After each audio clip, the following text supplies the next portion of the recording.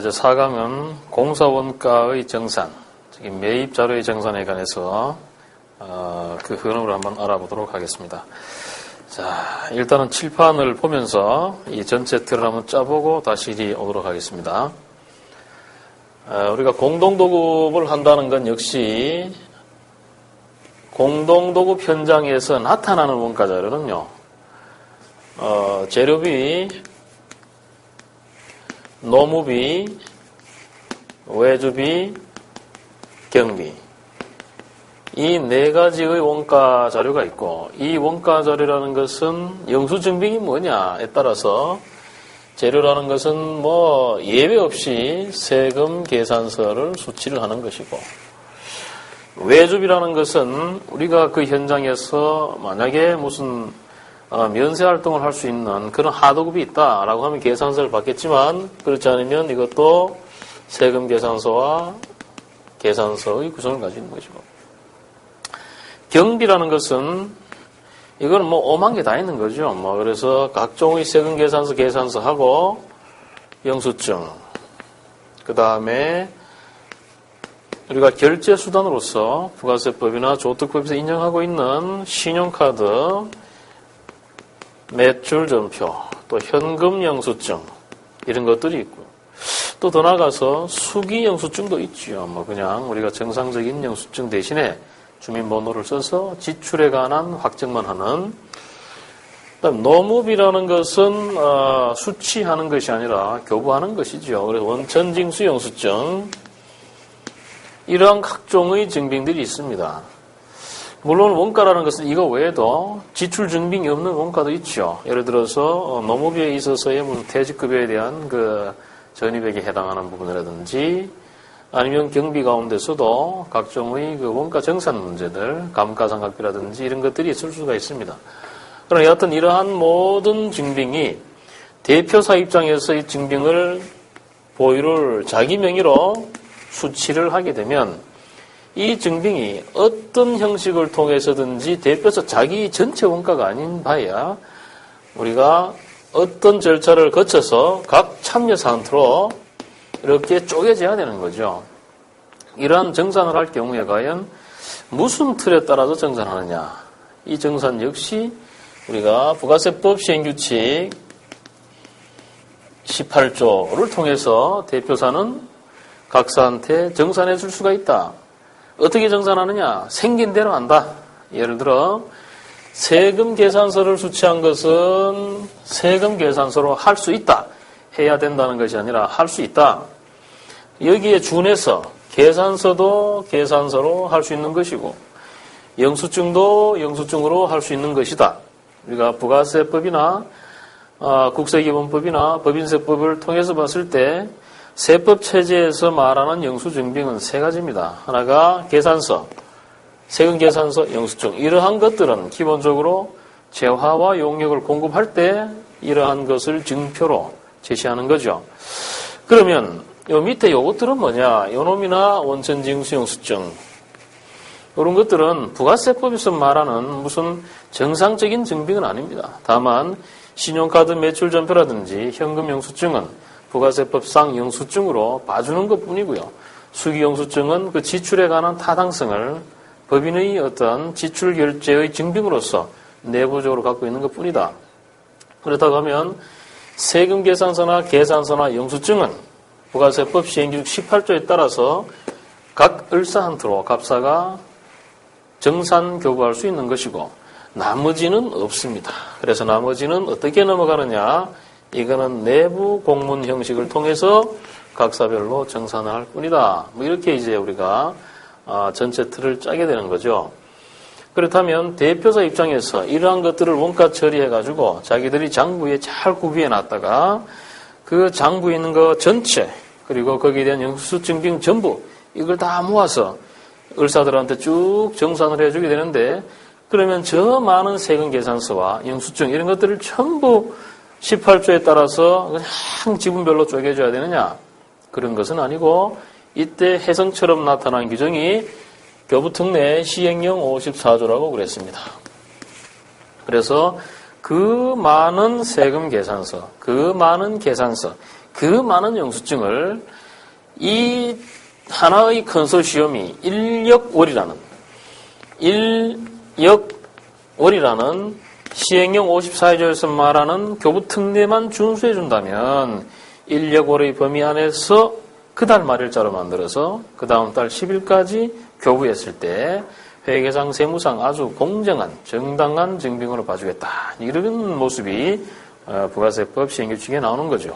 시행령에 나오는 거죠. 그렇다면 이러한 틀을 가지고 이제 원가를 정산한다. 예를 들어서 대표사는 자기가 갖고 있는 모든 원가를 만들어서 참여사한테 정산해주고 그리고 결국 자기도 이 부분에 자기 자신의 직불원가를 이렇게 감안한다. 직불원가라는 것은 뭐 편한 얘기로 유형자산 같은 경우를 컨소시엄이 사게 되면 대표사 명의로 샀던 것은 두 가지 방법이 있는 거죠. 감가상각비로 환불할 수도 있고 유형자산 자체를 다 그냥 쪼개서 지분사별로 가져가서 그 유형자산에 대한 감가상각비를 각사 직불원가로 처리할 수도 있습니다. 또 더 나아가서 그런 직불원가 이외에 뭐 발주자가 직불하는 원가라든지 아니면은 이 현장에 대한 우리 본사에서의 소위 간접비 배부의 틀이라든지 이런 것을 통해서 대표사 역시 이러한 정산원가에다가 즉 공동도급의 정산원가에다가 직불원가를 더한 놈 이 두 개가 그 현장의 공사 원가가 되는 거고요. 참여사 마찬가지입니다. 참여사 마찬가지로 대표사로부터는 이첩을 다 받아가지고 요것들은 이제 원본이 되겠죠. 그죠? 세금계산서와 계산서와 영수증은 대표사한테 각사의 지분별로 소위 대표사가 매출로 끊어준 지분별로 받아온 그 영수증빙 원본이 될 것이고요. 이 부분은 이러한 대표사로부터 온 영수증빙 또 회계장부 이런 것들 전부를 퉁친 금액에다가 공문서를 한 장 위에 올려서 그 공문서로 이첩받은 숫자가 될 것이다. 그럼 이 두 가지 합친 것은 결국 공동도급 정산에 의한 원가가 될 것이고 이 정산원가 플러스 대표사처럼 자사의 직불원가가 있다 이 말이지. 그러면 정산원가 더하기 직불원가를 한 것이 결국 그 현장의 공사원가가 되는 것이다. 뭐 이런 이제 틀이 실은 공동도급의 원가의 정산의 모습이 되겠습니다. 그래서 전체의 흐름은 이런데 이제는 대표사하고 참여사 가운데 회계처리나 세무 문제에서 어려운 부분은 실은 대표사라 그랬으니까 대표사에 포커스를 둬서 이 그림을 다시 한번 살짝 정리를 해보죠. 대표사 입장에서는 과연 이러한 흐름이 어떻게 구성이 될 거냐. 대표사는 외부로부터 받는 것을 전부 다 대표사 명의로 받는다 그랬습니다. 예를 들어서 이것이 우리의 컨소시엄에 여기가 을과 병사가 있고 여기가 갑사, 지 대표사다. 그러면 이것이 뭐 6대 3대 1이다. 지분율이. 그러면 갑사가 대표사라고 했을 경우에 외부에서부터 받는 아까 여기 있었던 재료나 외주비나 각종의 경비 이런 것들을 매입 자료를 받을 때 갑사가 자사 명의로 받는 거죠. 지가 공급자로 받는다. 공급받는 자로 받는다 이 말이지 이렇게. 그럼 갑이라는 것은 이만한 금액을 자기의 매출로 매입 자료로 인식하는 거죠.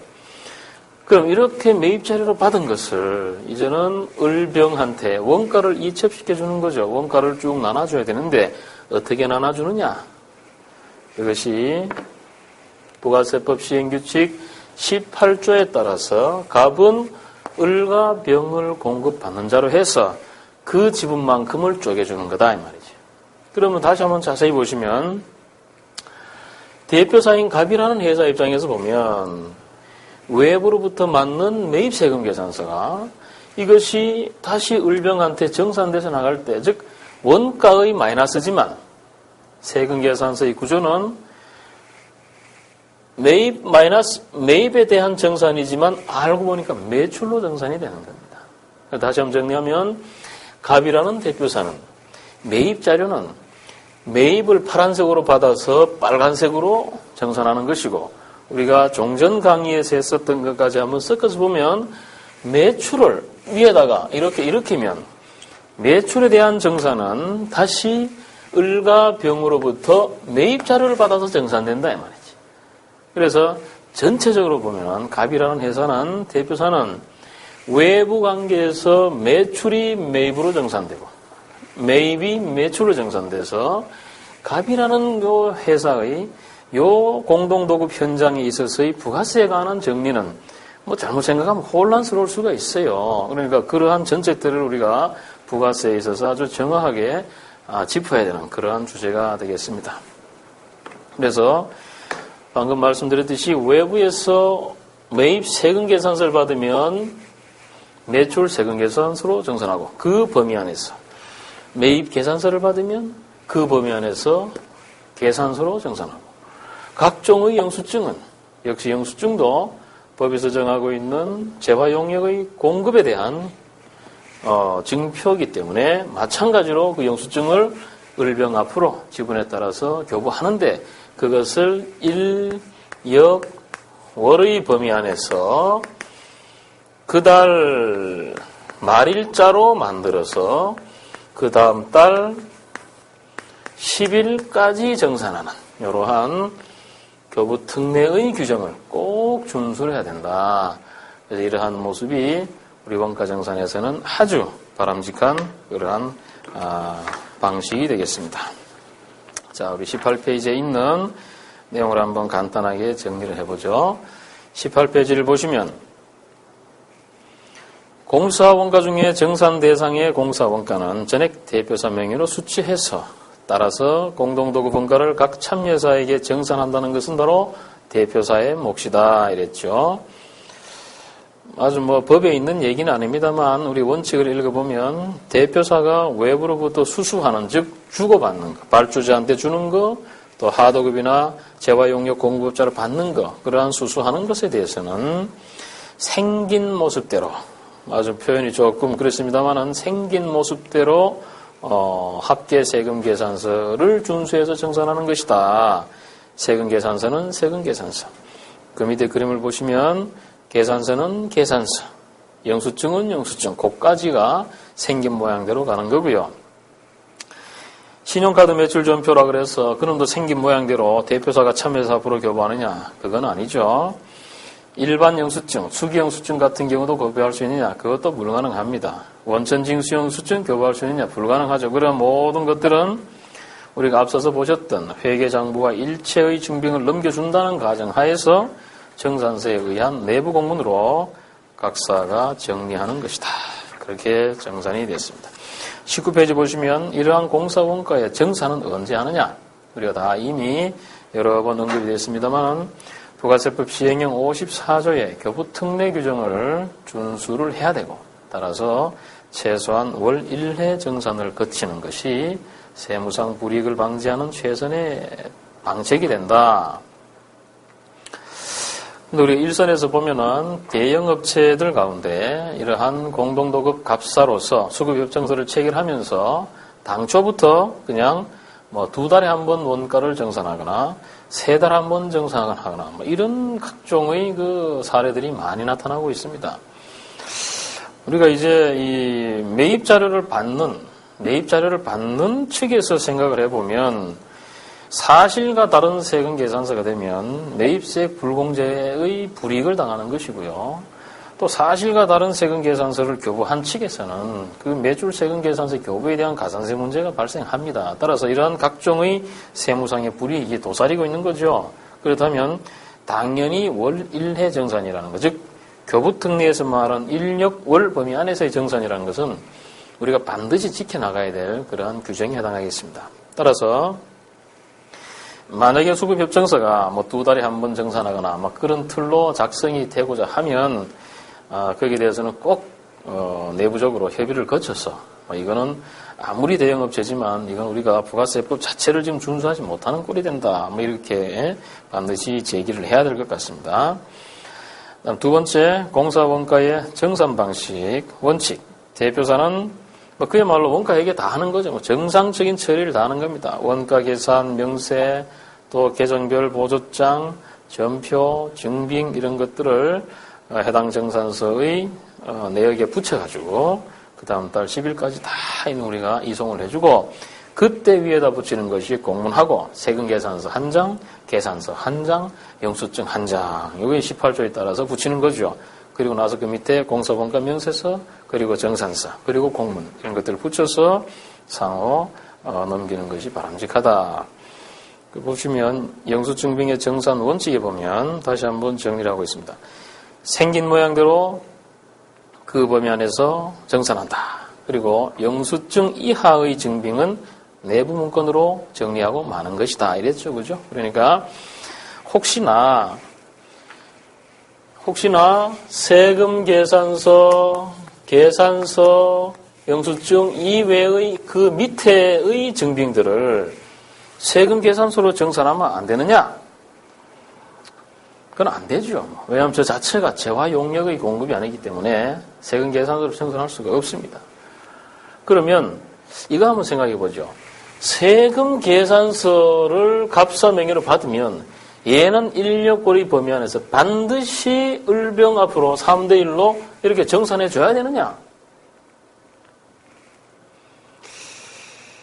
우리가 법인세만 따져보면은요, 뭐 정산 안 해줘도 관계없습니다. 왜? 내부적으로 지분이 6대3대1로 확정돼 있고, 자기들의 공동 경비에 대한 비율이 분명하게 나타나 있으면, 그건 뭐 세금 계산서를 안 나눠줘도, 이 중에서 30과 10은 타사 지출이다라고 생각하면 그걸로 끝납니다. 근데 문제는, 만약에 바깥에서 매입자료 100원에 10원짜리 세금 계산서를 받아가지고, 이것을 매입세금 계산서를 받아가지고 만약 이런 식으로 정산을 안 해주면 갑이라는 회사 입장에서는 대표자가 지가 파란색 조가리 100원에 10원을 가지고 있기 때문에 이 100원에 10원 중에 10원 부가세를 전액 다 공제를 받을 수 있느냐?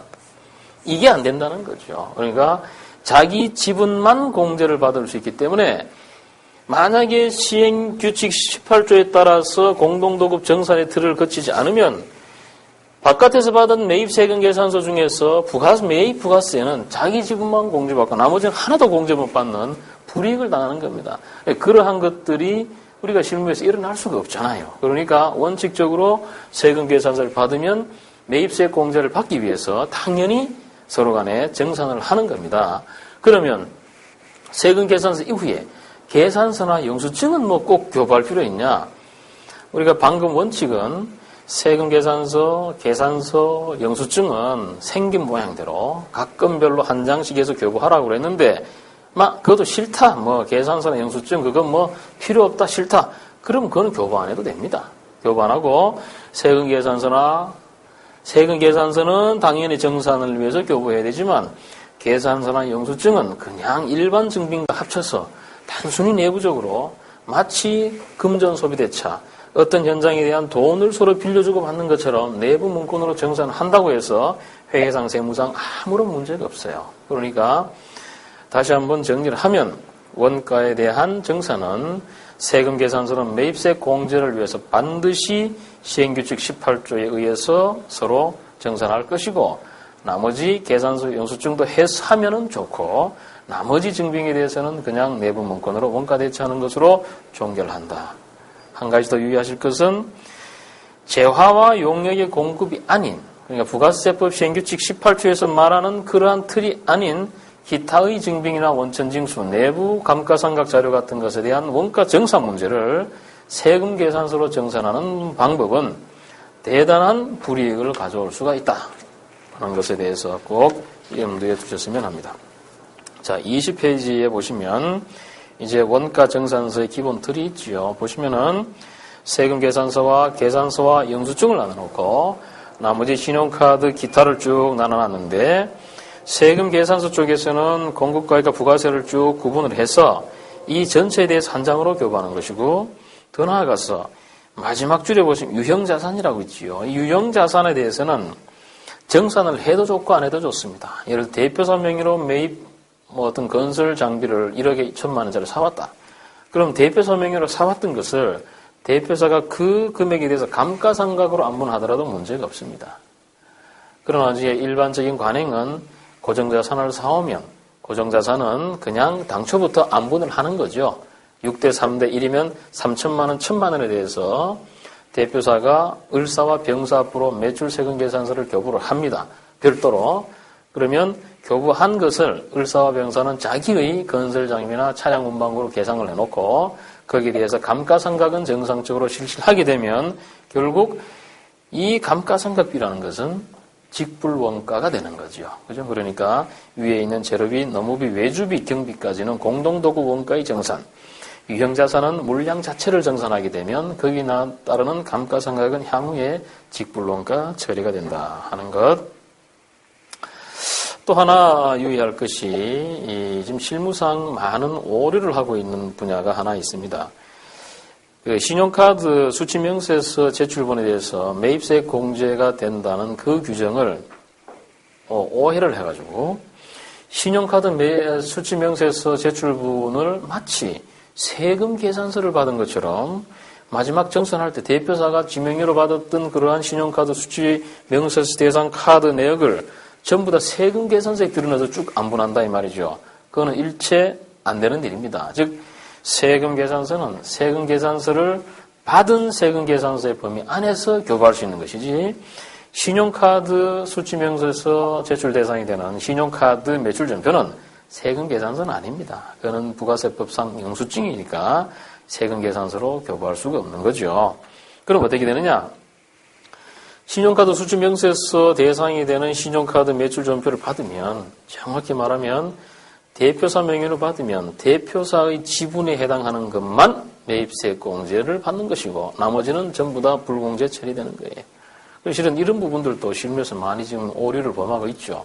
신용카드 매출전표를 받으면 그냥 전부 다 공제 처리해가지고 납부세액에서 다 조정하고 나서 그 공제받은 것을 내부적으로 참여사들과 정산 처리하는 그런 사례도 많이 있는 걸로 알고 있는데 이것도 다 잘못됐습니다.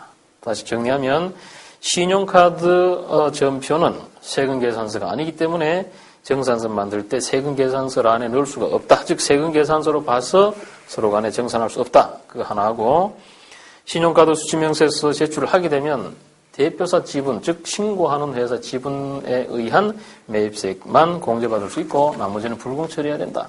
그럼 결론은 뭡니까? 결론은 신용카드 공동도구 변장에서 대표사 명의로 접대비 이외에는 신용카드 수취명세서 제출 대상을 만들면 오히려 불합리한 결과를 초래한다. 따라서 가급적이면 전부 세금 계산서 기준으로 정산을 해야 된다. 그렇게 결론이 자연스럽게 유도가 되겠습니다.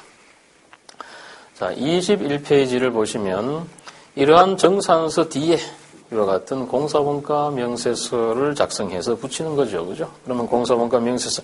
여기에 나온 공사원가 명세서는 공동도급의 정산의 원가만 들어가는 거죠. 직불원가는 다 빠지는 겁니다. 자, 22페이지에 이제 우리 기본 사례가 나와 있는데, 기본 사례를 잠깐 같이 점검을 하겠습니다. 기본 사례, 공동도급 현장의 2007년 5월달 공사비 내역. 자료 1, 그 내용이 있다. 이런 얘기고요. 지분율은 가불이 5대 3대 2입니다. 감가상각은 5년간 정액법을 쓰고 있다. 한번 자료 1을 한번 보시면 신축 현장입니다. 그래서 1차 기성 공사비 정산서인데 언제 공사비냐 봤더니 2007년 5월달 공사비죠. 그죠? 5월달 공사비인데 언제까지 정산하는 걸로 작성 일자가 적혀 있습니까? 2007년 6월 10일이죠. 이건 뭐겠어요? 그러니까 이것이 바로 교부특례를 준수하는 모습인 겁니다. 즉 5월달, 5월분의 인력월 법위 안에서 만들어진 공사비 정산서는 언제까지? 그 다음 달 10일까지, 6월 10일까지 정상적으로 세금 계산서 건은 정리가 돼야 서로 간에 불이익이 없는 그러한 정확한 정산이 된다 하는 거죠. 그래서 보시면 세금 계산서를 받은 것은 재료비, 외주비, 경비, 유형자산 이렇게 나오고 나머지 계산서 기타가 있는데 이 현장은 면세 비율이 43%인 겸용 현장입니다. 우리가 겸용 현장이 발생했을 때 물론 면세 현장도 마찬가지지만 또 우리가 실무를 처음 접하실 때 대표사를 처음 해보면 면세 현장이나 겸용 현장에서 나타나는 매입세액 불공제 내역을 같이 섞어서 정산을 해야 되느냐? 그런 건 아닙니다. 그건 아니고 우리는 뭐 과세든 면세든 겸용이든 불문하고 우리는 그냥 받은 자료 그대로 정산하는 거예요. 거기다가 불공제 처리하거나 그런 부분들은 정산하고 나서 우리 스스로 직불원가 정리할 때 하는 겁니다. 참여사도 마찬가지죠. 대표사로부터 있는 그대로 자료를 받아가지고 그것을 자기 현장이 봤더니 면세 현장이라든지 겸용 현장이다 그러면 지가 그냥 그 자체를 갖고 이제 그 현장에 대한 면세 비율을 찾아서 불공제 처리하는 겁니다. 다시 한번 유의하실 것이 과세 현장이 아니고 면세나 겸용 현장이 된다고 해서 대표사가 불공제까지 정리해서 자료를 넘기는 것은 아니다. 그래서 그것은 이첩을 받은 참여사가 할 문제고 우리 대표사 같은 경우는 이첩한 이후에 그리고 그 이후의 자료를 갖고 우리가 정리할 문제다 하는 거죠. 그래서 그 밑에 하단 박스가 정산이 이제 세금계산서와 계산서 영수증으로 쭉 정산이 되었습니다. 그리고 23페이지를 보시면 22페이지에 나왔던 이러한 공사원가, 공사비에 대한 회계 처리입니다. 간단히 한번 보죠. 23페이지 공사원가의 발생 분기에 그래서 5월 1일부터 5월 31일까지 이 지금 갑사가 하는 거죠. 그죠? 갑사가 전체를 다 취득하면서 이렇게 회계 처리해 놓은 겁니다. 재료, 그리고 부가세 선급금, 노무비는 대변의 예수금, 또 외주비, 또 부가세 선급금, 경비, 부가세, 그리고 유형자산 별도로 이렇게 다 처리했죠. 그리고 5월 말일 날 이런 정산서를 6월 10일 날 넘기면서 5월 말일자로 합계 세금 계산서를 만들어 정산할 때 분계를 보니까 재료나 노무비나 외주비나 경비나 유형자산을 대변으로 다 뺐습니다. 그죠? 대변으로 다 빼면서 이러한 매입 세금 계산서는 뭐로 정산한다 그랬습니까? 을사나 병 한 트로. 무엇으로 정산하느냐? 값사는 매입 자료는 매출로 정산한다 그랬어요. 따라서 대변에 부가세 예수금이 뜨는 겁니다. 그럼 차변에는 각종의 미수금이 뜰 것이고, 그리고 대변에 6억, 노무비 2억 6천, 외주비 3억 5천 이렇게 분계 처리한 것도 이 자체를 그냥 이렇게 하지 않고 차변 마이너스로 정리하는 것도 보다 더 현실에 맞는 그러한 정산 방법이 되겠습니다.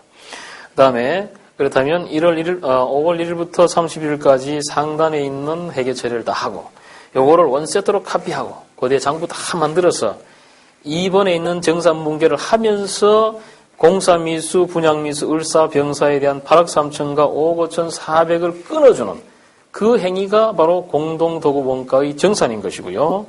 그럼 마지막으로 우리 3번에 공사원가의 월차 결산 분기를 보시면 자사직불 대체본입니다. 그래서 이러한 자료는 실은 모든 원가 정리가 끝난 다음에 나타나는 거기 때문에 이것은 그 참여사들한테 넘겨주는 자료는 아니고 우리 회사가 스스로 원가 계산을 하기 위한 자료죠. 한번 보시면은 이 회사 같은 경우에 면세 비율이 43%이기 때문에 지금 5월 1일부터 31일까지 했던 그 자료 가운데 31일 날 넘겨준 자료의 남은 자료, 그것이 순수한 자사의 지분입니다. 자사 지분에 관한 재료, 외주, 경비에 관한 그 틀을 43%만큼 면세 비율에 따른 불공제 처리해서 각 원가로 넘겨주는 것이고 역시 유형자산에 관한 또 부분도 같이 넘겨주고요. 그리고 나머지 부분은 부가세 예수금하고 상계 처리하고 그리고 마지막에 그 감가상각, 즉 이 집의 지금 값사에 유형자산에 끊어주고 남은 자산에 관한 월차 감가상각비를 계산하면 바로 직불원가까지 계산되는 이러한 이 현장의 원가 절차는 마감이 되게 되는 것이고 마지막 24페이지에 있는 우리 참여사에 관한 부분도 동일한 논리입니다. 참여사도 5월 31일 날 이러한 23페이지에 있는 원가 내역을 그대로 이첩받으면서 이 이첩받을 때 회계 처리가 그냥 차변의 외주비 이게 아니고 우리 대표사로부터 받는 그 원가 명세서에 있는 모든 원가의 계정 전부 다 합니다. 쭉 차변으로 적어놓고 대변의 공사미지급금이나 공동도급 정산 계정을 쓰면서 이 현장을 1차적으로 마감을 하고 거기에 대한 자사의 직불원가를 감안해서 이 현장의 원가 계산을 마치는 그러한 정도로 우리 원가 정산에 관한 처리를 하시면 되겠습니다. 이상으로 해서 4강을 마감하겠습니다.